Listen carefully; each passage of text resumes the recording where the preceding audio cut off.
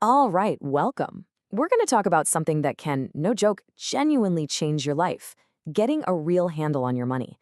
And look, this isn't about feeling restricted, it's about building freedom. So in this explainer, we're going to build a simple but really powerful framework to get you managing your money like a total pro.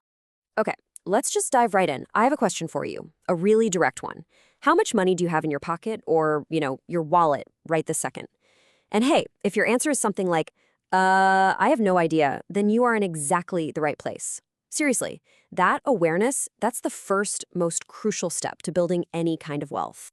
This really gets at a fundamental truth about money, you know? Managing a little bit of money is basically the training ground for managing a lot of it. It all comes down to habits.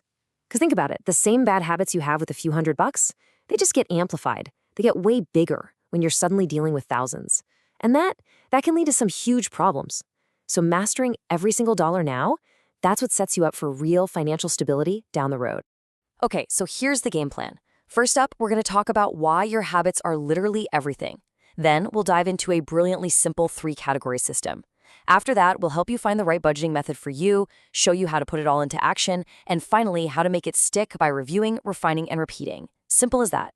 All right, let's kick things off with Section 1, Why Your Habits Matter. You know, it all boils down to one word: awareness. And this isn't about getting buried in some crazy complex spreadsheet from day one. No way. It's about shifting your mindset so you feel like you're actually in charge of your money. Because honestly, that's the only real path to stability and, feeling financially secure.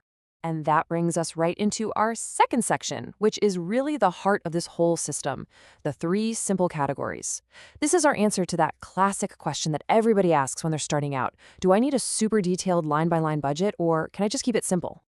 So let's just compare the two.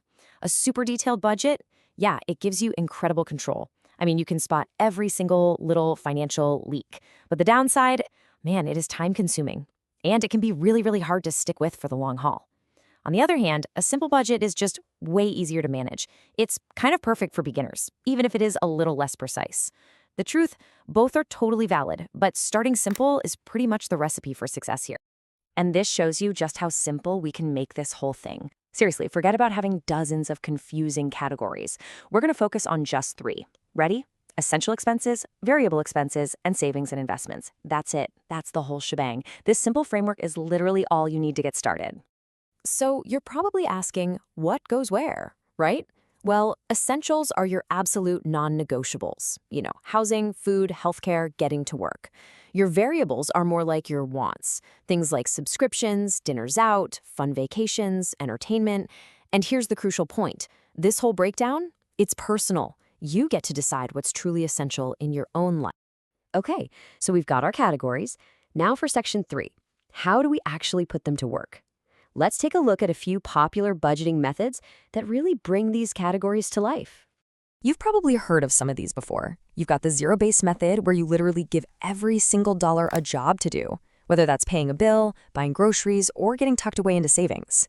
Then there's the super powerful pay yourself first method. With this one, savings isn't what's left over. It's the very first bill you pay. And of course, you've got the classic envelope method. Yep, with actual physical cash in envelopes to see and control your spending in each category. Now, each of these has its pros and cons, which naturally leads us to the biggest question of all. So, what is the best method? And you know what? The answer is so refreshingly simple. The best method is the one that works for you, the one you will actually stick with. It's all about finding what fits your personality and your lifestyle. That said, if you need a fantastic starting point, pretty much for anyone, it's the 50-30-20 rule. So this rule gives you a really simple guideline. Basically, you aim to allocate about 50% of your take-home pay to your essentials, 30% to your variables, and a solid 20% to savings and investments. Now, we got to be real. This rule was created in let's say, a different economic time. So with today's inflation, you might need to tweak these numbers a bit to fit your reality. But as a starting point, it's brilliant. Okay, let's make this really concrete. Imagine your monthly take-home pay is, say, $4,000. Using that 50-30-20 rule, your monthly goals just snap into focus. It's $2,000 for your essential needs, $1,200 for your variable wants, and a cool $800 going straight toward building your future in savings and investments. See? Crystal clear. All right, so we've got a framework, we've got a method.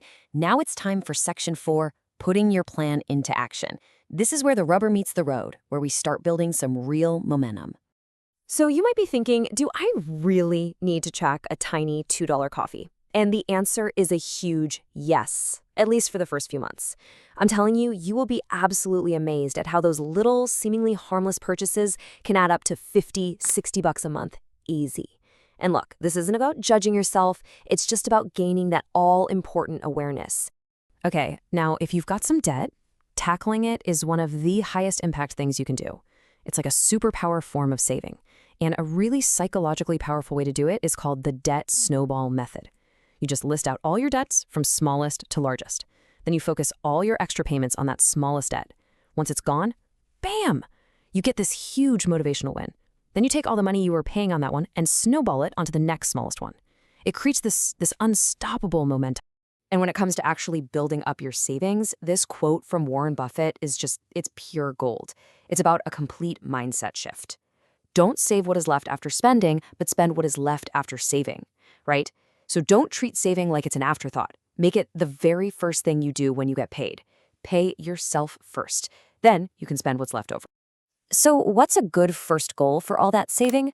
Your emergency fund. The big aim here is to have enough cash saved to cover 6 months of your lifestyle expenses.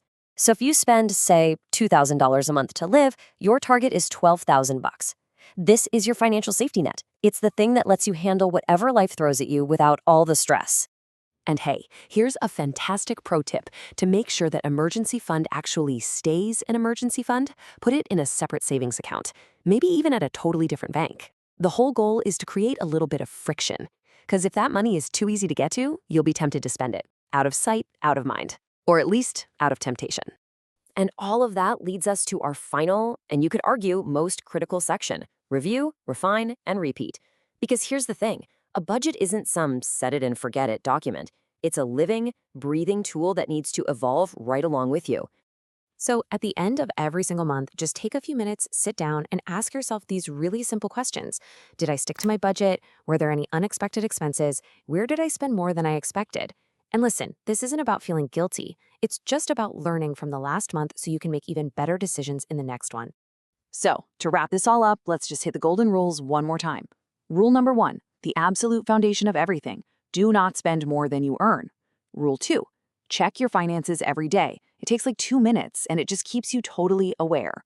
And rule 3, try your best not to let more than 40% of your income go towards loan payments. That's what keeps you financially flexible. And finally, a little bit of humorous advice to take with you. Never buy a boat, but always have a friend who owns a boat. Right?